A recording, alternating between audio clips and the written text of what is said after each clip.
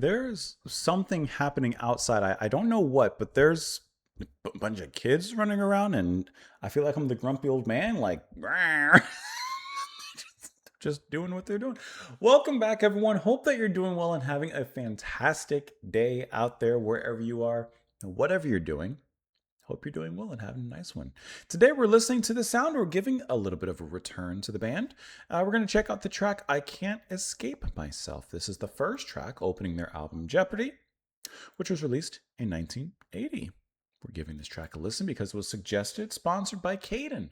Caden, thank you so much for the request. Thank you so much for the support as well. I truly appreciate that. We've just recently listened to them with Missiles. And now we're going to dive into this particular track here from the band. And I hope that you guys are here for it, having a good time. Did anyone else, I guess it's still going. One, does anyone else watch Jeopardy? I haven't watched it, honestly, since Liam was born. To be honest, I haven't. We just don't have the TV on like that much. So I haven't kept up with it. But growing up, especially my dad and I, we used to watch Jeopardy every single night. And I cannot tell you how proud I was when I was a kid and I got one of those answers right. I'm sure that you had something similar as well. Anyways, let's go ahead and dive on into it. We'll discuss it a little bit after. I Can't Escape Myself. Here we go.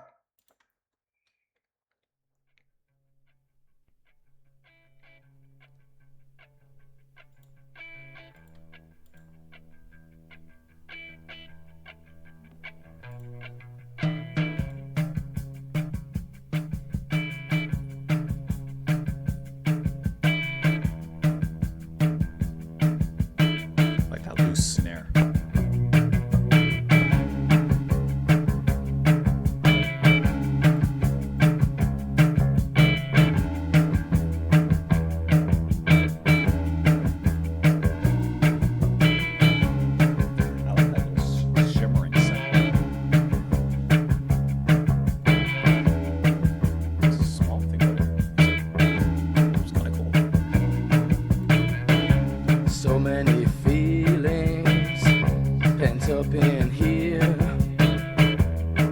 Alone, I'm with the one I most fear.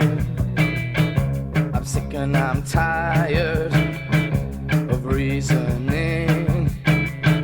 Just want to break out, shake off this skin. I can't escape myself. Quick build up to that. Didn't even know it was coming.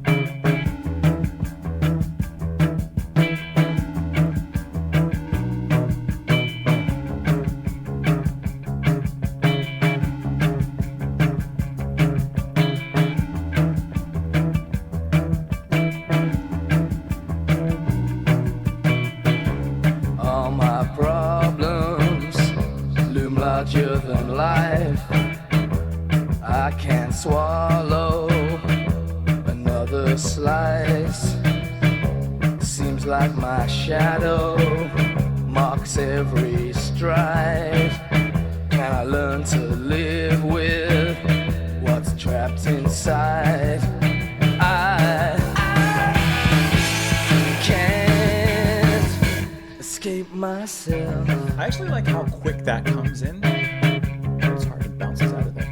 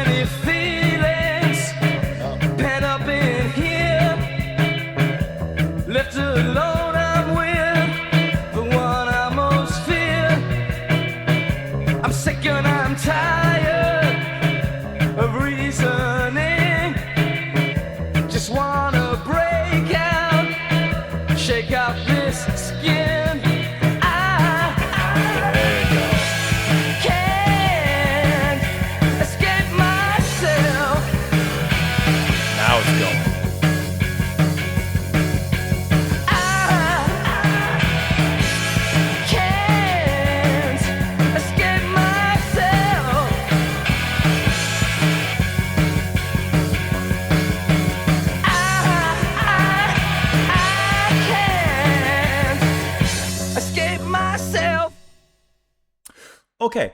One that I'm noticing and I really like about this is, first of all, the production of it is very dry.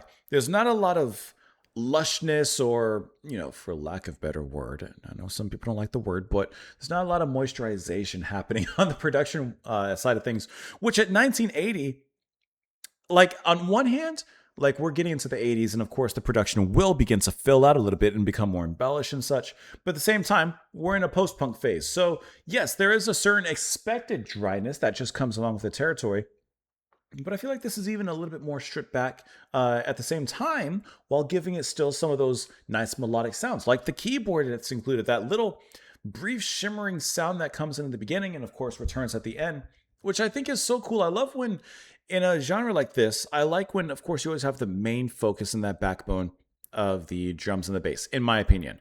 That's kind of the focus of a lot of music. But that kind of just keeps things at a steady pace. And then it's what the guitar, vocals, keyboards, any other instrument kind of does around it that kind of begins to add a certain accoutrement to it. And it's a detail and fill in certain things. And that kind of directs the style forward. Here, I like how minimalistic it is. I like how it's just a shimmer of that keyboard from Belinda, and it backs off. Let me pull up the track here again. Okay. Quiet groove, extremely shadowy, very intimate. And then, there you go. As it's coming in, have that. And I can't even describe what the sound is, but it just sounds like something shiny echoing in the back. It's just, wow. Wow. And it kind of travels forward and back in the panning side of things, which is kind of cool. Not so strongly like purely from, right to left or vice versa, but it's just kind of a little something in the distance that kind of gets your attention. It's like we're walking in the dark, and then there's this some little glint of light that happens in the distance, and you're not quite sure what it is, you're not quite sure where it leads to, but you're attracted to it, and so you move forward towards it. I feel like that little sound in there is kind of our light in the darkness, in which we can't help but move forward to it. And eventually, of course, the vocals come in from Borland, and I like the way that he sings here. It's actually not so dry, distant, unemotional, numbing. It's actually quite emotional, and I think it works very well with the lyrics here, which I actually want to bring all this together, if you don't mind. So many feelings pent up in here, left all alone, I'm with the one I fear most. I'm sick and I'm tired of reasoning, just want to break out, shake off this skin. Okay, I think that this whole track embodies that verse incredibly well, and you know, by totality, the whole song and then everything in there. He has so many feelings that are pent up. I think his voice captures that. There's an almost act of himself trying to restrain, contain, hold himself back from releasing all these pent up emotions. And so he kind of numbs it down a little bit, but not totally. But he does kind of give it a little bit of pause in that direction. But then, of course, as it moves into that really brilliant refrain here, the music comes up in such a heated rise that is extremely abrupt. It just comes out of nowhere. It's like, you're going to laugh. You know what it's like when you're boiling milk on the stove? You turn away for 1 second, and before you know it, it's up bubbling over the pot, and it's causing this whole mess because for some reason, milk just accelerates and heats up quicker than any other liquid apparently on Earth. The way that the refrain comes in, the way that it reaches its boiling point so abruptly is like milk being overboiled and just escaping over the pot. And what a cool moment when that's allowed to release. And just as quick as it comes out, it turns itself off and takes the pot off the stove. All my problems loom larger than life. I can't swallow another slice. Seems like my shadow mocks every stride. Can I learn to live with what's trapped inside? Can I learn to just accept that this is the way it's going to be, and I have to accept these feelings inside of me? He feels made fun of. He feels mocked in a sense, as if this is the hand that he's been dealt. But at the same time, there's a moment of acceptance to that. And I like how, of course, that refrain, it builds up twice and backs off twice. But the final one kind of, in my opinion, kind of expectantly, is allowed to kind of go off for a little bit. I want to say it goes off for maybe about 45 to 50 seconds there at the very end. And I like how the shimmering light in the dark sound kind of comes back into focus here at the end. The guitar kind of comes out a little bit more. And even that final verse, he sings out a lot more emotional. Those pent up emotions are no longer completely pent up. They're starting to seep through. And by the end, they have bled through completely. As it just says, I can't escape myself. So if you can't escape yourself, at this point, you may as well just learn to live with yourself.